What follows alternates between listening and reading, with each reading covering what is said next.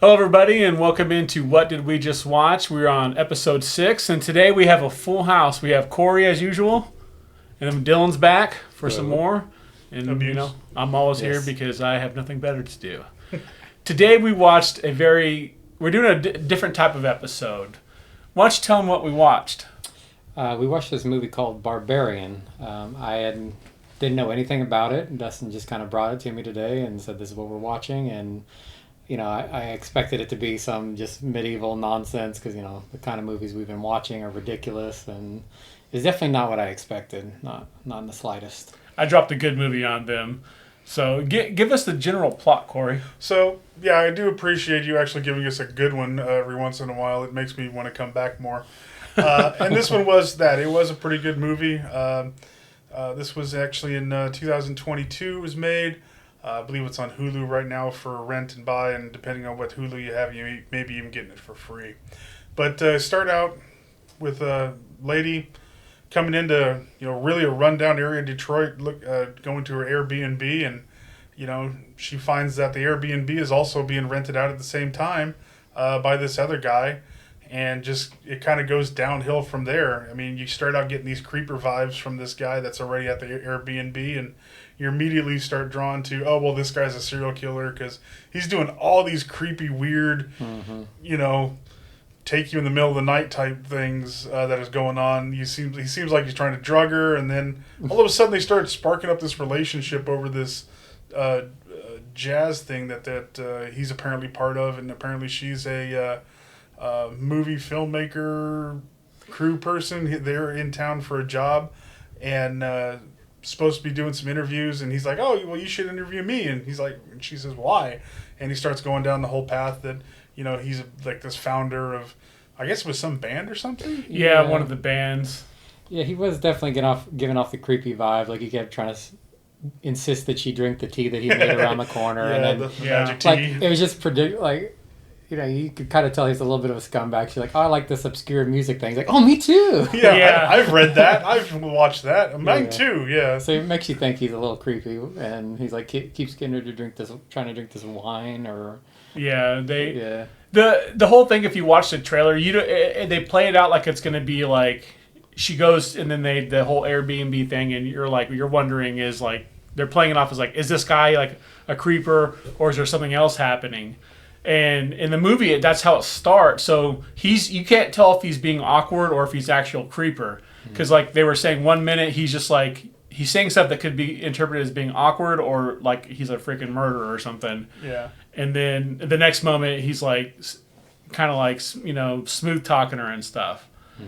So yeah, like they go through that whole process, and she finds out that she's in town for an interview, but there's also like a medical convention, so there's no other hotel. So she decides like he offers, it's like, well, you should just stay here, and she's like, well, I guess I'll do it. Stay here since there's a convention and there's no other rooms available after only calling one hotel. Yeah. And then they end up bonding or whatever. Yeah. And then so the movie does a good job of like it's all in one. The majority of it's in one area, but they leave the area a lot in this movie. Yeah. But they always come back. So for some reason they always come back. Yeah. There's the opportunity to leave like what? At least six times maybe? She has a bunch of opportunities, and like an escalating fashion too, where crazy stuff has happened. So right before bed is when they really kind of strike up, like maybe are they gonna like sleep together, or they're like they clearly are into each other, but they decide kind of not to. So they both go to bed. And that's kind of when the suspense starts right there. Yeah. Is during the middle of the night when they're all supposed to be sleeping. Now, it seems like a weird setup because, like, why would she go in this Airbnb? Why wouldn't she have left by now? Like, it's just some random guy that she doesn't even know. And, like, I mean, it kind of did its best to explain all those things, why she didn't leave, I would say. But, yeah. Yeah, you can tell that the filmmakers had it in mind, where like how they wanted the movie to end. They're like, well, how do we get her in this position to where it's somewhat realistic? Yeah. They do a decent job of kind of like explaining stuff away. And it's kind of like you got to use your suspension of disbelief a little bit. With all horror movies, you kind of have to say, like, they're not going to use logic most of the time. Yeah. Common sense would have dictated a very different outcome of this movie, even for the first, 15, 20 minutes? Basically, we were saying, like, she shows up, she realized somebody else had rented the Airbnb, she should have just went and found a hotel somewhere. And they kind of said that, there's a convention in town, but I guarantee you the Econo Lodge down the street probably has one vacancy. Yeah, Detroit is a large city. That, Yeah. And apparently this was a bad side of town. Oh, yeah. Because you don't really notice it because it's dark and it's raining. But the next morning when she wakes up and looks outside, this is a shit part of town. I mean, this is like... It looked like something out of like a Terminator movie after the apocalypse had happened. It's like The Walking Dead. Yeah, and this was just like a destroyed part of Detroit. And unfortunately, it's not too far off from what it really is like, I think, that's in some parts of the rundown part of Detroit. Yeah, you can look on, there's like, I've seen like posts and stuff where it'll show a house in Detroit. It'll be like from 15 years ago and it looks all nice on the street view. And then you look at it now, it's like tore up. And unfortunately, there's a lot of that going on. But before she, wakes up the next day, like, they go to bed and, like, they're kind of hitting it off. Anyways, she goes to bed, shuts the door, but she doesn't lock it. Halfway through the night, she wakes up and... Rule number 1, lock your doors. And lock your door. Well, have a gun, rule number 1. Well, number 2, lock your doors. And rule number 3, don't stay in the same house as some random guy you don't know. Yeah. And so she wakes up in the middle of the night and her door opens. Talk about it. That's how I got married. Poor Jen. Yeah, I know. So she wakes up in the middle of the night, her door's open, and she hears some, like, movement or something. So she gets up and starts walking, and she hears, like, the guy who's sleeping on the couch, he's, like, moaning or whatever. Yeah, he's having, like, night terrors or something. Yeah. Something. And, like, she goes over there, and she wakes him up, and he's like, oh, that's, like... Scares the shit out of him, too. Yeah, and he's like, what the hell's going on or whatever? And she's like, my door's open. Did you open it? And he's like, no, I didn't open it. And it's just kind of a quick conversation. And she's like, oh, I'm sorry. And they kind of just go back to bed. Yeah, and then they wake up the next morning. Yeah, she oversleeps, if I remember right. Yeah. But he's already gone? Yeah, he's already gone. He leaves a note for her saying, thanks for last night. But like the way the movie's played, you think the whole thing's going to happen in one night. It definitely does. And it's like it's like weeks, basically. Oh, yeah. The way it plays out. Thing. I was expecting this whole story to be done like a weekend. Yeah, literally when she woke up the next day, I'm like, oh, the movie's over. She, that one night of inconvenience they survived, done. She can go to her interview and then she can go home. Like, This is like a YouTube short where it's just like something suspenseful happened and then nothing really did happen and the movie's over. That would have been funny too. Yeah. That would have been good. So far, this is all the stuff you would have seen in the trailer or what you would have heard in the basic reviews. So now we're going into heavy spoilers. So just so you know, heavy spoilers from now on. So she goes to her job interview and she hits it off with the producer or whatever, or the lady hiring, and she gets the job offer, I believe. And the producer's like, "Oh, where are you staying?" And she's like, tells her where. She's like, "Oh no, don't be staying there." She gives her that WTF look, like, "What are you doing there? Nobody goes there," type deal. Yeah. So then she's like, "Oh, they're like setting up the arrangements or when to call or whatever." So she has to go back to get her stuff, or maybe she's staying longer. I can't remember. I think she was set to stay another night because she didn't have anything packed up and she was ready to go. But even after all that BS happened, I'd been like, peace. Yeah, I would have found another place. Yeah, I would have been like, on the way home, I'd be like the best place to get a hotel room. And it may have been what she was intending to do because then when she got to the house during the day, some random like psycho homeless man comes running up to her and like... He's a little girl, don't go in there. Don't go in there. Yeah, that's another avenue that seems like, oh, well, this guy's trying to, like, catch her, and he's being about as creepy as the other guy was, just a little bit more exuberant about it, and chasing her down, and... I guess that was their reasoning for her staying there the rest of that day, because she was, like, on the phone with the police, and, like, he may have been outside, and maybe that's why she stayed the second day. Yeah, he was kind of cornering her. Yeah, it's, like, real intense. Yeah. Like, and... The actor who plays the homeless guy, he shows up later. But in this scene, he's like real menacing when he's like trying to get her to He's like, but he doesn't say don't go in there. He's like, come here, little girl, or something like that. Yeah, he's like sprinting at her. Yeah. So she typical kidnapper style bum. Yeah. So she goes back in there, and now she's freaked out, like Dylan was saying, and she's calling the cops, and they're like, "Oh, we're busy because we're Detroit. Like, there's like all this stuff. We have nobody there. Yeah. You can almost hear it in the dispatcher's voice, going, "Where are you located? Oh, we don't send people there. Yeah, no, we're busy. Yeah." Mm-hmm. So then she's like, kind of, I think she ends up doing some stuff, kind of packing or whatever. Because she's like freaked out, but then she goes to the bathroom. She realizes there's no toilet paper. Oh yeah. That's kind of the MacGuffin to get the whole thing going is the toilet paper.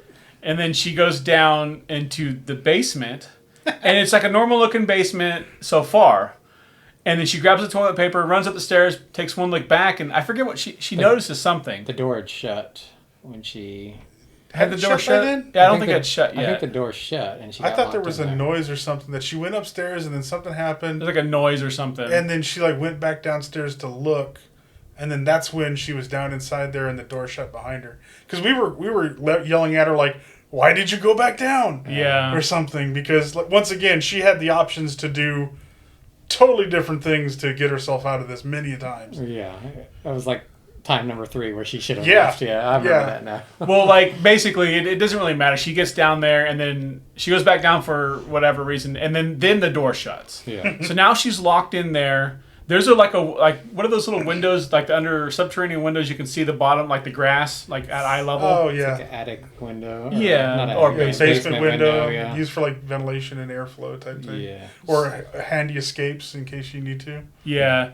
So she's looking around, and she finds, like, behind this little statue thing, like a rope. And she moves it, and she pulls it, and then there's a secret door. And then she's like, what the hell? And it's all dark. So she kind of like fumbles around and is like, should I go? Should I not? Obviously, she goes in. Well, also, too... Well, she does say nope as soon as Oh, she sees yeah. it, right? Yeah, that's actually pretty And funny. then she sits there for a while. Yeah, well, she's also forgotten her phone. She doesn't have her keys. She doesn't have any flashlight either. Yeah. Yeah. So she maneuvers that mirror to try to, shoot some light down the hall. Right. Yeah, uses the mirror to there's one hanging light and uses the mirror to reflect it down that Yeah. dark hallway. Which made it, of course, even more spookier. Yeah. But I think that first decision of her opening the door and then looking at it went, nope. I think that's about the first good decision she ever did in this movie. That was the first time where common sense actually Yeah. won there. Yeah, she rolled a perception check and she passed it for sure on that. Yeah. Yeah, and so she then she eventually goes down there. Yeah. And she looks around, and the first thing she comes into is like this room. It's like lit up. It's the only thing that's light in this whole place. And it's like there's a bed that's like horribly like stained, and there's a camera on a tripod, and like a basically a shit bucket in the corner. Oh, like, yeah. If I had to describe a room for Grape, that definitely would be it. Yeah. Yeah, it's like super creepy. So you're like, what the hell's going on here? Yeah. Like, obviously, what else could it be? And then, so she's like, and she looks around, and there's like a bunch of, it's like fucking creepy and dark and shit. Oh, Maybe yeah. I'll throw looks like something out of Saw. Yeah. And then this is when she hears the guy come back, right? Outside? At some point, yeah, she eventually, that's like... Yeah, she freaks out and she goes back out. She runs out, and then about that time, the guy's coming in, and he's yelling, because the door's locked, and she has the Airbnb key that's in the lock. Yeah. And he's like, hello, are you here? And then she sees him through the thing, so you think it's going to be the thing where, like, he doesn't see her, and he's, like, drives off or whatever, and she's going to be trapped. But no, he sees her. Yeah. And then, so they get the window open, she gets out, and the next thing you know, they're in the house, and she's like, I saw this weird shit down there. I'm not going back down there. And then what does he do? I want to go down there. What? I don't believe you. I don't believe any of that. I'm going to go down and look for myself. Meanwhile, I've been like, peace, I'm out again. Yeah. He tries his best to convince her, because you don't know if he's a psycho at this point. You still don't You still know. don't. Yeah. So he's like, I'm going to go down there, and you can stay up here if you want. You don't have to follow me down there. And so he's trying to reassure her that she doesn't have to go down there with him. But then he's like, well, at least stay and make sure the door doesn't shut behind me. So at this point, you're thinking this guy's a fucking creeper. Oh, yeah. Hardcore. Like it's all part of his plan type thing. That's what you think, yeah, for sure. And then there's even more a little bit later. So he goes down there, and she waits for him. And I forget, does she hear him scream? I can't remember. No, he just disappears. Yeah. He's like talking to her. She asks a question. He never answers. And he just never answers ever again. And he disappears. Yeah. So she grabs her phone, flashlight, and something else, right? Or just the flashlight? Just her phone, if I remember right. And at that point, it was time number 4 where she probably should have left. Yeah. Called the police, done something, got out of the house. Now, mind you, she has her car out front. She could easily just anytime go outside, start her car, and out. She's known this guy Movie's for over. 15 hours at this point. So she's not attached to him. Yeah, she has no commitment. I mean, it's not like it's her brother, Yeah. her son, a family member, or a lifelong friend. This guy, she's known him for a day, maybe, and all of a sudden she's so attached to him that she's going to go into this dungeon area. Yeah. She could have went and took pictures of like the grape room and drove down to the police station, look, come fucking investigate this. But it's a movie, so she doesn't. Let the SWAT team take care of it. Now that would have been a good movie. Oh, yeah. So That made a whole lot different. Yeah. So she goes down there, and then she's next to that room, and then she finds another secret door. Yeah, it's a secret on top of a secret. Yeah. Yeah, and this secret door goes deeper, and like the way they shot this is so cool. It's like it's just dark, and the only light is her camera, and like it's right over one of her shoulders as she's going down. She goes down, and there's like a big like labyrinth down there. We're talking Skyrim dungeon It's like type thing. mine shaft looking thing with cages all around. Yeah, there's like cages where like it looked like animal cages, but like there's no signs of any animals. Yeah. There's no person in there either.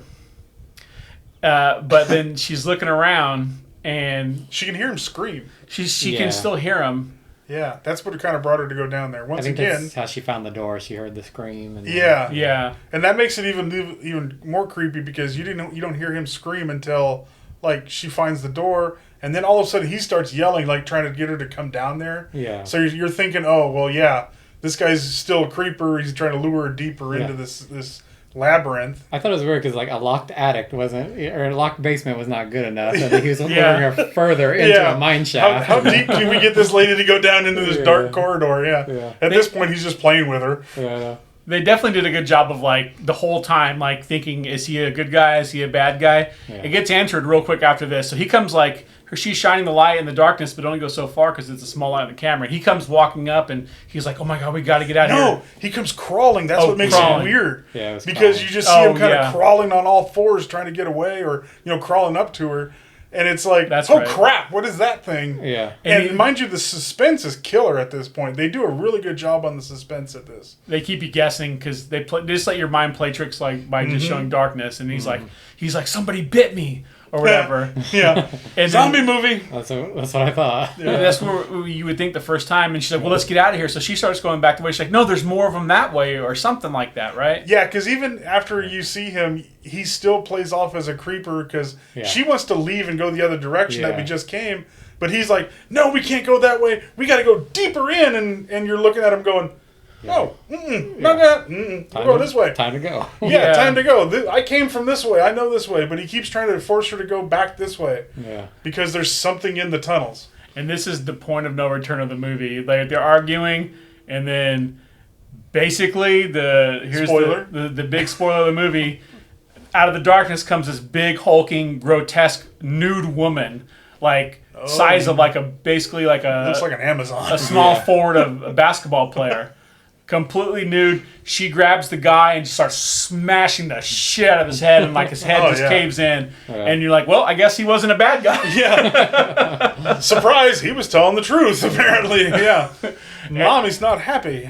And it's super intense, and then the monster then gets up in her face and goes, ah! And then it cuts. This, first time I watched this, there was commercials, and it cuts to a commercial here. I'm like, what the hell? It's so weird. I knew it wasn't in the movie, but then it cuts to what? Some guy driving a car. Bright, sunny day in California on the coast. Yeah, And it's he's like singing a song. yeah, driving down 101 or something like that up the coastal highway. Justin Long, it's a Scream King. He's in a bunch of horror movies, and it never ends well for him, and we'll see what happens to him later. What happens next, Corey? So, this is where you get a little backstory about his plot. Apparently, he's the one that owns some properties in Michigan, you find out later. But he's been accused of, like, graping one of his co-stars in this pilot that they were producing. And she's wound up pressing charges. He's now going to be kicked off the pilot. And she's going to be suing him and, criminal charges. And so he's trying to figure out, how am I going to get some money? Nobody's believing him. And so he has to go back to Michigan to, liquidate some properties to get some more money. Come to find out, surprise, surprise, he's the owner of that house. Yes. And so he goes to the property management company, grabs the key, and shows up at the house. But, unfortunately, this is like 2 weeks later after the incident earlier that you've seen. But everybody's stuff is still there. What was her name? Tanya? Tammy? Oh. Tara? Teresa? I don't remember. Anyway, I don't know. our female protagonist, all of her stuff is still there, and Keith's still there. And he's going throughout the house going, what the hell? Why is there people, he thinks they're squatters at this point, because it's been 2 weeks since, somebody's supposed to have been there. and he's calling the property management place and going, don't maid service come and clean up? No, only just before. Yeah. And so he's pissed about that, and so he's kind of making himself at home as a little home base until he gets these properties liquidated, and that's when everything starts kind of going downhill because now he's starting to notice some things here and there, and he winds up going to the basement for something. But this time he comes a little bit more prepared. He grabs a steak knife, and he actually finds a flashlight somewhere. So he's going down there, and what happens? So he goes down there with the steak knife and the flashlight, and he eventually finds the grape room. Like the secret door. Yeah, the secret door. You'd think he'd be in shock, and he'd be like wanting to call the police at that point, but immediately the next scene you see him upstairs on a computer Googling, can you add square footage of a basement to the cell of your home or something like that. Yeah, he's completely oblivious to what he just found. He's worried about square footage and selling this place. It was pretty funny, yeah. It's a good place to pause and talk a little about his character, because when he first gets the call about being in trouble for the graping, like, you don't really know what to think about him. Like, he just seems kind of like a doofus. Like, and there's a scene when he first gets to Detroit before he goes down in the basement where he goes out with his friend who's in town, and he's like, hey, he's like, what's going on? Because it's like big news. He's like a big star. Like, what's going on with the saying? Just, I'm your bro. Just tell me what happened. And he's like, basically his story is like, it was consensual, but he kind of had to talk her into it type thing. So you don't really know what's going on. So then this next scene, like Dylan was talking about, like, he's in this like weird, like super creepy situation, and all of a sudden he's just worried about money. Yeah. Yeah. So it's like kind of a little hint of like what his character is like. So the next thing he does after Google searching, can you add, the basement to the square footage of the sale of your home? He gets a tape measure and he goes downstairs because he wants to measure the square footage. But even a little bit before that, like, Google gives him the answer he doesn't want, so he keeps like looking for the right answer, and then fishing. There's a one answer that says like, well, kinda you can. He's like, oh yeah. He basically does the whole yes thing and then starts measuring. He even goes back in the grape room and like starts measuring that, and he's like sitting on the bed and stuff. Oh yeah, so nonchalantly has no idea what could have ever happened in this room, and he's just so happy that he's just gaining more square footage. Even to the point where he kind of backs up into this second door, and the door opens, and so now he's looking around, and the only thing he goes through his mind, I can imagine at this point, because you can see it in his face, more square footage, yes! Yeah. And what's he do? And when we actually predicted it. Yeah, I mean, we kind of guessed it beforehand, because you just see him looking down the dark shaft. It was like the stairs leading to just darkness. You're like, oh, watch, he's going to start measuring that, and of course, that's how he starts. Next thing you do, you see him put the tape measure down at the doorstep, and then just keeps on going. And he's backing up, down, backing, with his back to the darkness, doing this. Each turn of the labyrinth, he's like, oh, yeah. Yeah, he gets more happy, Because it's more square footage. Yeah. They do a real good job of, like, he's just totally oblivious, so, like, the angles are really weird, and you can't really see what's happening because it's dark as shit anyways. And so you just know something's going to happen. Yeah, because there's already something there. Yeah. And it's already killed once. Yes. So it's there. Like, horribly violent. Right. Yeah. And so, like I said, the suspense in this movie is awesome. It's way up there. And so he's like measuring. All of a sudden, something starts pulling on his tape measure. Well, he finds a room first. Wait, he finds the baby room. room. The lit up room with a TV with a how to nurse your baby on there. It's like, a mother nursing her baby and talking about how you would do it, when they're like done an feeding. instructional video. Yeah. When they're, they'll let you know when they're done, that kind of stuff. Yeah. And there's like soiled like linen on the ground and like trash everywhere. Yeah. It's like grimy as shit. It's like something bad has happened here. And continues to be happening because the light's on, there's power. And meanwhile, Dumblefuck just keeps measuring. Yeah, he's holding the tape measure still, and then that's when... He's kind of creeped out, but he's like, whatever. And because still oblivious to the danger he's in right now. It's so funny. Like, they play it so well. It's like so intense, but so funny at the same time. Yeah. And all of a sudden, something starts pulling his tape measure. Yeah. Yanks it out of his hand. You're almost to the point where you're wishing something would happen to this guy at this point. Because, earlier in the exposition, you kind of find out that, maybe he did kind of grape this lady. It sounds kind of like he did. Yeah. Coming from this guy, he kind of defends it, but then, the more he talks about it, the more you think about it, it's like, it does sound like, because he even said, well, yeah, she said no, and she said no a few times, but then once we got into it, she was into it. Really into it. Yeah, really into it. He's like, I'm very convincing. Yeah, and the whole time you're going, maybe he did do it. Yeah. So you're kind of hoping for something bad to happen to this guy. Yeah. And then the tape measure gets completely pulled out of his hand. And then you get the fun part. Yeah, this shot is really cool. I want to talk about it. Like, he has a flashlight, but it's kind of going in and out, so he's like hitting it. And then so you get a little bit of light, a little bit of darkness, and then all of a sudden you see the silhouette of, what's going to call her Big Mama? Yeah, we'll call her that. The big naked freak lady.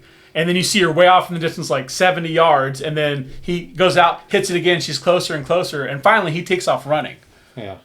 And he runs, and he basically falls into a trap door. Yeah, like a pit trap type thing. That's like a cage that falls that can have clothes on top. Yeah, and then so Big Mama comes up, slams the cage, and he's like, what the hell? And he like cuts himself, I think, with his knife. Yeah. And then all of a sudden out of the darkness comes the woman. Yeah. The protagonist lady, and she's like, shh. So apparently she's been down there for 2 weeks or At so. least, yeah. Yeah. And then now it cuts away to another bright, different scene. But this time it's not in the current timeline. It's back in the past. Why don't you tell us, Dylan?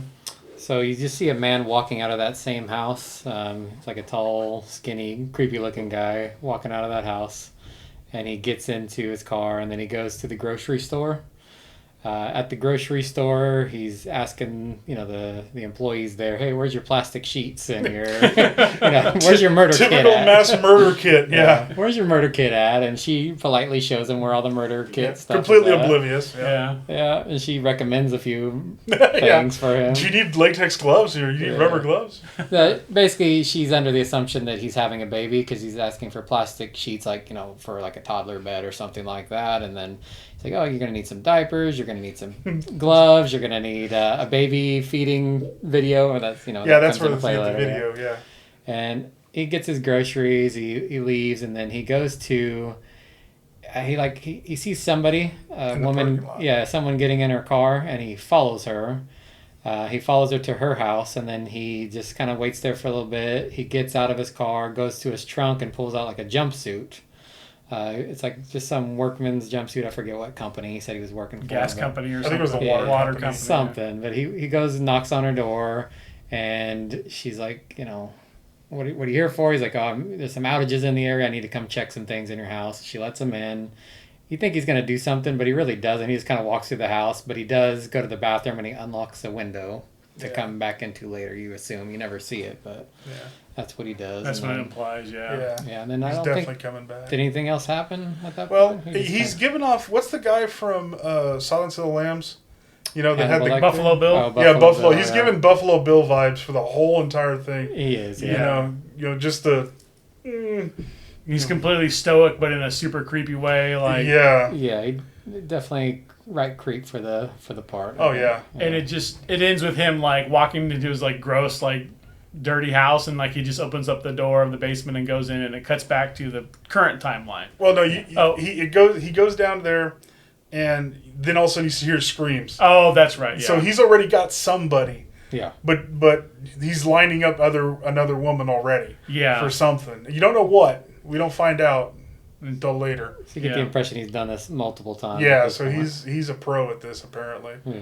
So now it cuts back to the current timeline, and Justin Long and the protagonist, Georgina Smith is the name of the actress. I don't know I can't remember her character's name, but anyways, I don't remember either. They're talking, and it's like, you gotta. She's like, she's been there for 2 weeks, so she kind of knows what's going on. She's like, you gotta remain calm because if you freak out, she's gonna freak out, type of thing. Yeah. And then the next thing is so gross. Who wants to take a crack at explaining this? I'll do it. The whole sequence up until it completes in a different room. So mind you, at this point we find out that the Amazon woman, Big Mama, all she wants to do is have children, apparently. Yeah.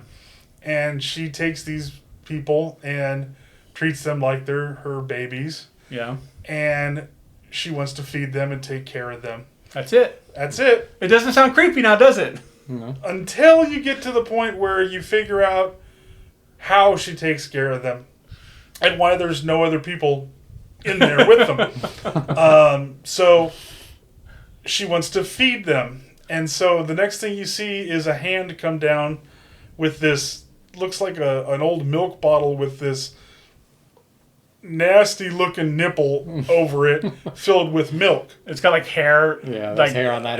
Yeah, and it's like the one for feeding a cow. It's huge. Yeah, it's huge. And then you start to think, there's no milk in this area. Where's the milk coming from? They don't go shopping. They don't go shopping. They don't leave. Where's the milk coming from? Oh, shit. That's where it's coming from. It's coming from Mom. Big Mama's Big milk. Mama's milk. Now, mind you, the woman that's already been there 2 weeks, she goes, just take it. And he's going, oh, hell no.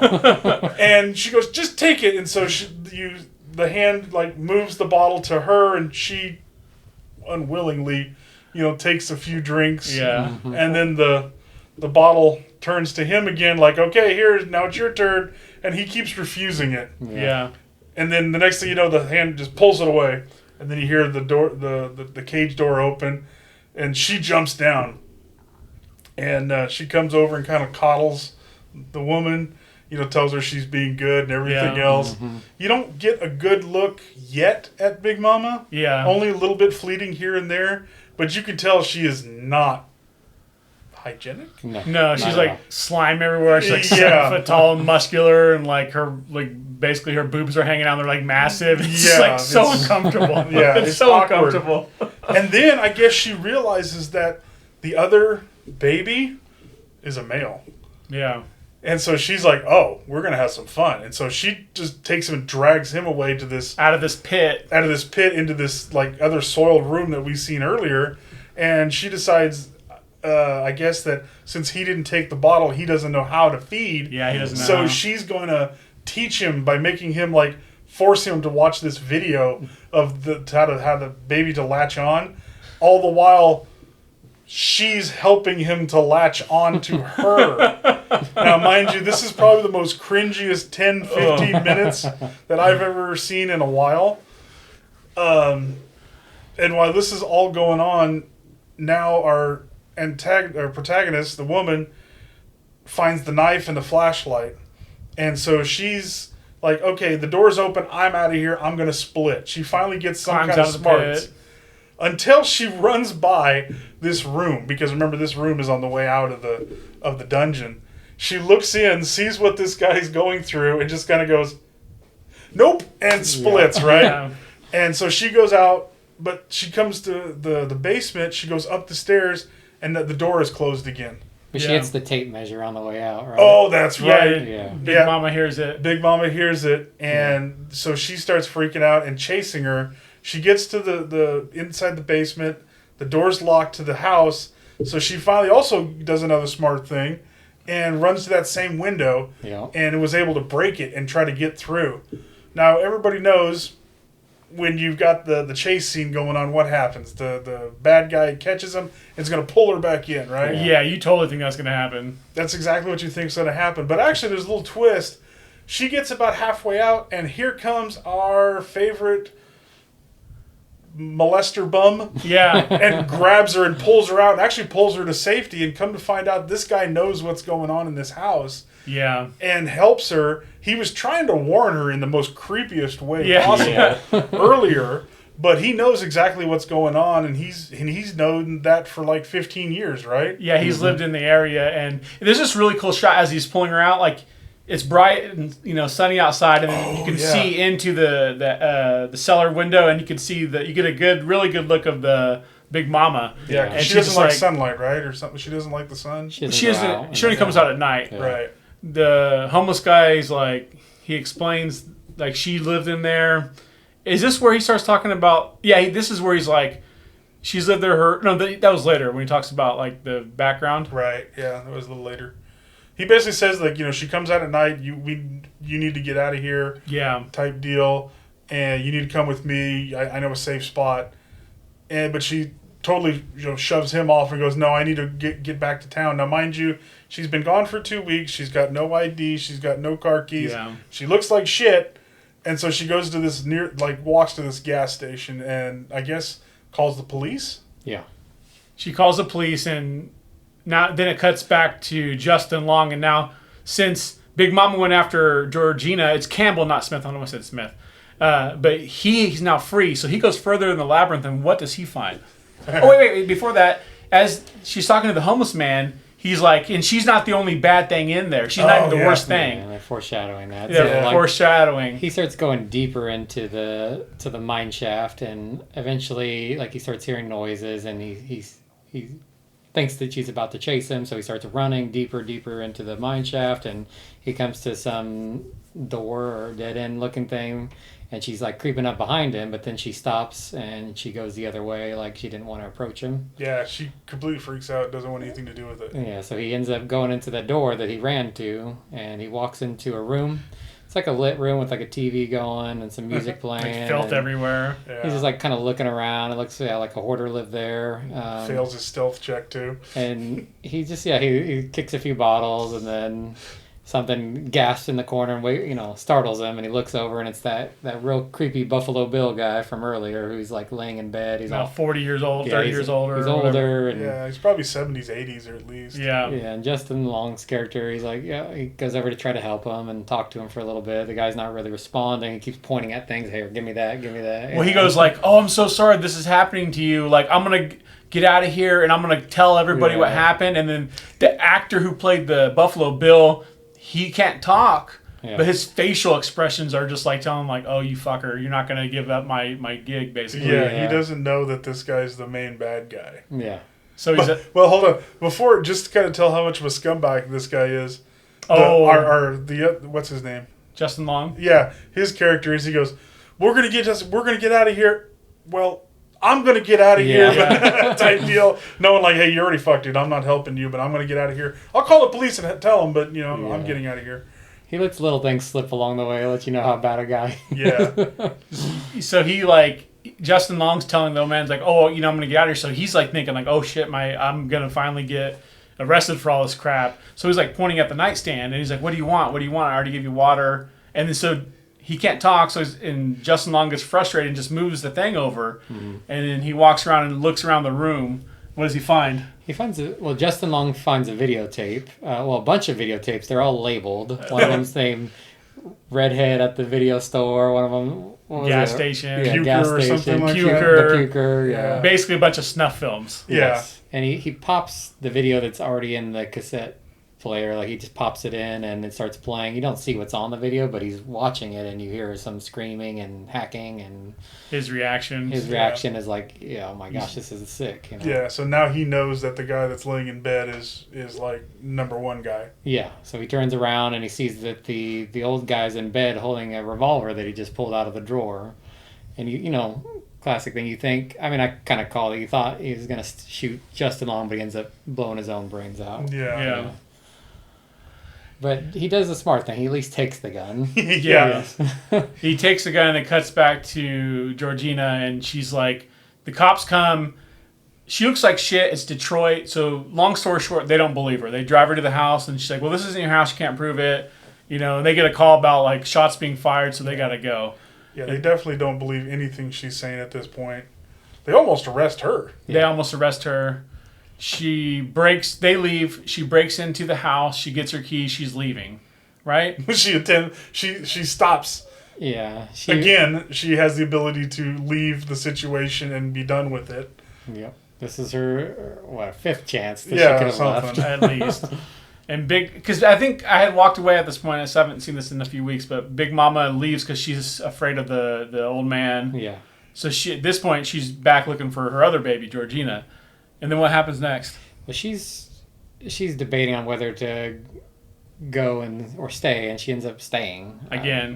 Going back down. She's a good friend, even though she barely knows these people. Yeah, she literally met that guy in the cage, just like plopped down in there, and she even left him to get breastfed, and now she wants to go back and save him, like by herself instead of she knows that this super strong Amazon lady is gonna toss her around, but she still goes down. I don't remember the next sequence. So I think the Big Mama gets out, right? And she rams her with the car. No. Hold on. Before that. So it's still daylight, and he is going to... so he's now able to get away. Yeah. And so he's now leaving. Now she's coming down to like rescue him, and then she finds the room again with that's like where the breastfeeding happened. And the next thing you know, I think somebody called it and went like, "Now watch, she's going to get shot." Next thing you know, turns around and they kind of meet, and she goes, "Oh, it's," and then pop, you hear the gunshot. And she gets shot because the other guy didn't know what was going on, and he's a scared piece of shit. Yeah. And he winds up popping her in the stomach, and she's now on the ground. He's like very sorry, and they go to leave, and so they actually get out, and they get out to the street, and they're trying to make their way to safety or whatever. Well, but yeah, Big Mama had been ran over. She had been. Yeah, she had already been ran over. Oh, you're right. I'm sorry. She So I did. think- Yeah. That's what happened. She kind of waited for a little bit till dark, and then Big Mama comes out of the house as soon as it was dark. But the girl had already pointed her car towards the entryway. Yeah, you're right. Smashed her up against the house. Smashed her up Yeah. against the house. Then she goes in. The whole getting shot thing happens. Down in the cellar. So that scene kind of stuck out Because to me. she thought she was safe because she'd pinned her. Yeah, she had And thought that's why Big Mama wasn't down there already. Sorry, I got it. It's a lot. It's a lot of back and forth. It's hard to keep track. So down in Yeah. the tunnel, like the thing that stuck out to me, she was walking down in the dark tunnel and she sees the light, and the light's like on her for a good 5 seconds, Yeah. and then she gets shot. Yeah. It's like the guy did it on purpose. Yeah, he had plenty of time to identify her. Yeah. And, Now, but he mind you, this shot guy her. is a piece of shit. He may have done it. Maybe. Whatever. But he does apologize after shooting Yeah. her through the Yeah, stomach. and And he's- he drags her out to safety. So Yeah, he was he's such just kind a of nice a guy. weird character. They get outside and her car's totaled, and for some reason, his keys were in the tunnel. He said, Yeah, "I'm not going I'm back not in there going. to get them." Like, I'm not, and the Big Mama was gone, like, because she was pinned against the house with the car. And at this point, she had disappeared. So that's why they were like, Urgency, I'm not going to the tunnel. Let's just run down the street, basically, what they end up doing. They run to the water tower because remember the bum had said he'd been living near the water tower. Yeah. And they go to him to get help, and he winds up helping them because he told them, "Oh, well, remember she hunts at night, so like they needed to find a safe spot." So the bum finds him, and he takes him to his safe spot. Yeah, and he gives some more background of like basically of what was going on in the house. What was going on in the house, Dylan? So the guy, Buffalo Bill, of course, you'd seen it alluded that he was abducting women. He was raping them. He was having babies with them, and then keeping those babies to grape and have more babies with. So it's just a constant endless inbreeding, Inbred, and over time these babies became super strong. Apparently, You got this hills have eyes people running around in these tunnels. the homeless guy's like, well, when you start making copies of copies of copies, like this is what you end up with, Big Mama. Yeah. And then so they're like, well, we got to get her to a hospital. Like he's like, it's not safe outside. You got to stay in here. I've been living here 15 years. She always leaves me alone. And about the time he finishes that sentence, Big Mama busted in Kool-Aid Man style through the wall. yeah. The girl's like, "How do you know this place is safe?" He's like, "Oh, she's never gotten here ever." And I've been here 15 years. Yeah. All of a sudden, Kool-Aid comes through the back window and just busts through there, grabs him, and then proceeds part to of the like movie. rip his arm off, throw him to the side, and then proceeds to beat the crap out of the guy with his own arm. Yeah. Now, mind you, Big Mama's distracted beating the crap out of the homeless guy. Yeah. And what's our great citizenship? Right before that, so Justin Long, before Big Mama busts in, Justin Long, you think he has this big moment where he's like, I made a big mistake in the past, This alluding big to that he actually raped the previous, actress. Like he may have, and he's like, oh, he's coming to terms with it. Yeah, he's like, I did such a bad thing. I'm going to make sure my mission in life, I'm going to get you out of here. I'm going to get you to safety. And as soon as Big Mama busts through the wall, he just takes off. Out. He leaves the protagonist with a gunshot, and he wound. just runs off and leaves now, mind him. you, he's got the gun. He's he's got the the only gun. one with the gun. He runs off and just leaves her, like he's ditching her big time. And she's like, wait for me. Like, Yeah. She's hobbling after him, and so they get outside, and she's like, wait for me. And they decide to go up a water tower. Water The tower, tower, yeah. And so he's going up there, and she's like stumbling because she got shot. Big Mama's coming. And what exactly happens next? I'm trying to remember. So he has this epiphany that like she hasn't made it. Their Big Mama hasn't made up the stairs yet, but the other woman with the gunshot has, and he goes, we're not getting out of this. He drops his gun first, though. No, he's like, we're not getting. No, he's like, we're not getting out of this. He's like, well, you have the gun. And he's like, oh yeah. Yeah. The water tower's like 60 feet tall. It falls all the way to the ground, and then the epiphany. Yeah, he goes, we're not getting out of this. You need to slow him down. And he winds up grabbing her and chucking her off the side of this water tower. Yeah. Doesn't he say, go get your baby or something? Yeah, something like that. Big Mama gets up there and she's getting ready to pounce, and then he's like, go get your baby. And he's like slides Georgina off the water tower. And then, happens one of the most iconic scenes in the whole movie. The camera switches back to like what her view would be as she's falling. Yeah. And the next thing you see is Big Mama doing the swan dive. Yeah. Following her down to like either you don't know for sure if she's gonna attack her or to like save her type thing. And then all you hear is and then he starts like edging he goes over. back to him going, oh my god, I survived type thing. And he like edges over to the side and sees that Big Mama had broken the fall. Yeah.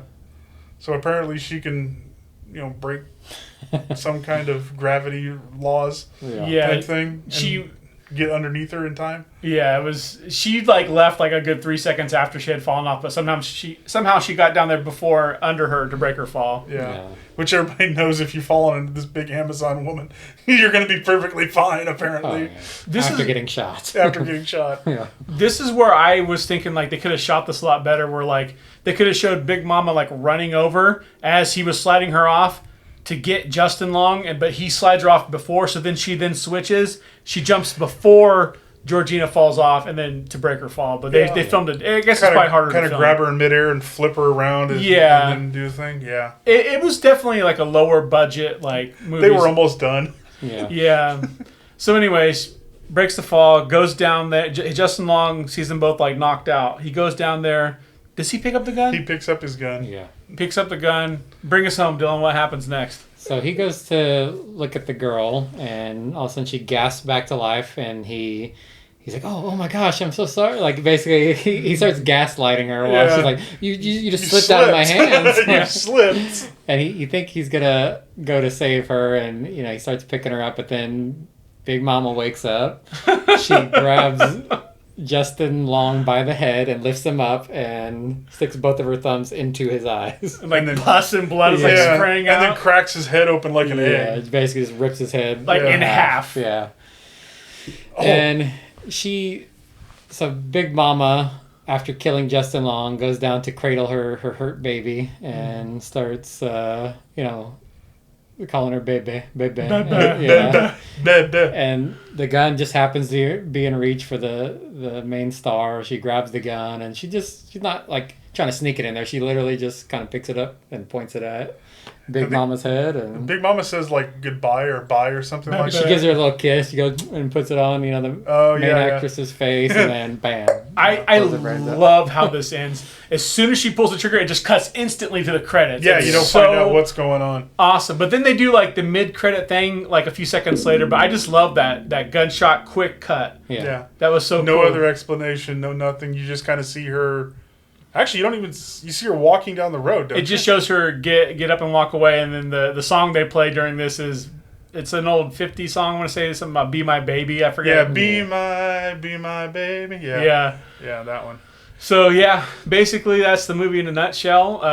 Wait, I do need to go back a couple scenes, though. I think that. Yeah. I was thinking the same thing. As soon as you said the forehead, it reminded me, during the scene where, the breastfeeding scene, she decides that he's not going to breastfeed. She's going to use him for other purposes, I think. And he's like, it's kind of like turnabout fair play because, you know that he probably raped this other woman and now it's going to be, this is going to happen to him.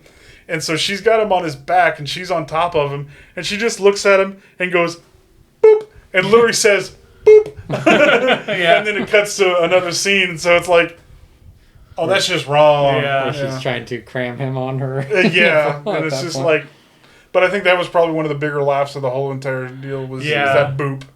Is like, as intense as this movie is, they do a good job of adding comedy in there to like keep it like nice and steady, and they do the scenes where they cut away to bright scenes to like help alleviate the tension and stuff. Yeah. It's good. So, all right. So for horror movies, Corey, would you recommend this movie Yeah. To your average horror fan. Yeah, horror suspense, it's up there. Like I said, it's not a gross, gory film, which is great. It's got a little bit of blood and guts here and there, but it's not oversaturated like some of the other movies are nowadays.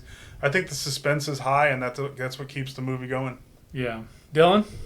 Yeah, I thought it was really good. I would definitely recommend it. I wasn't quite expecting the kind of twists and turns that I saw throughout the movie. It's definitely, they did a lot for the budget that they had, for sure. Yeah, it's like really high quality. I talked about it on my other podcast. This is probably my favorite like non-action horror movie. It caught me totally by surprise. It's actually known as part of the Detroit trilogy between this, Get Out, and Don't Breathe. Have you guys seen the other two? Get Out? No. Not Get Out. What am I talking about? Don't Breathe and It Follows. Wait, is Don't Breathe the one with the wrestler? No, that's not. No, that's Don't Breathe is the one where You're thinking about your other Stag films. yeah. Don't Breathe is about. It's kind of like the People Under the Stairs story where these criminals break into this house, old busted ass house in Detroit. Oh, yeah, there's like a deaf, or not a deaf guy, blind guy Blind guy Yeah. stalks them. I've seen that one. Yeah. And then the other one is You It don't know who to Follows. root for. Is about you don't know who to root for, and there's a big twist. Yeah. And It Follows is about like a curse that follows you after you. It's a STD basically. You have sex with somebody, and then you pass on the curse to them, and it kills. That's called marriage. Yeah. Yeah. We'll cut that joke out. Oh, come on. Just so we don't get stabbed. No, we're leaving it in. So it's part of that trilogy, like unofficial trilogy. I love this movie. It's great. I highly recommend it. And as I said before, like I watched the movie before you watched it. It's probably too late at this point, but yeah. Do you guys have anything else? No. All right. Join us on the next one.